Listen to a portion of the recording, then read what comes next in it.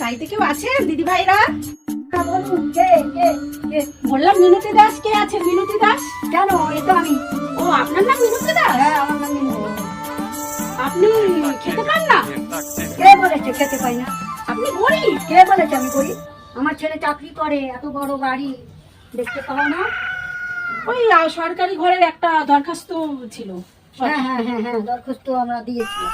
দিয়েছিলেন? হ্যাঁ, হ্যাঁ, দরখাস্ত না আপনি তো গরিব না? হুম। কে বল? বাবা আপনি তো গরিব না, দরখাস্ত আপনার তো দিয়েছে। কত বড় বাড়ি, তো সরকারি ঘর দিয়ে আপনি কি করবেন? দরখাস্ত তো দিয়েছি। কেন দিয়েছে? বাবু বলে দরখাস্ত দিয়েছি। না সরকারি আপনাকে আমি ক্যান্সেল করে দিচ্ছি। নেবো নেবো, আমরা নেবো। আপনার নাম আমি ক্যান্সেল করে দিচ্ছি। এত বড় লোক উনি, আবার সরকারি ঘরের দরখাস্ত দিয়েছে। কি বলবো আপনাদের, আপনাদের মতো মানুষরা আছে বলে না, মানে সঠিক মানুষ সঠিক জায়গায় ঘর বাড়ি পাচ্ছে না, যাদের প্রয়োজন তারা পাচ্ছে না। আপনাদের এত বড় লোক আপনারা দরখাস্ত দিয়ে বসে রয়েছে।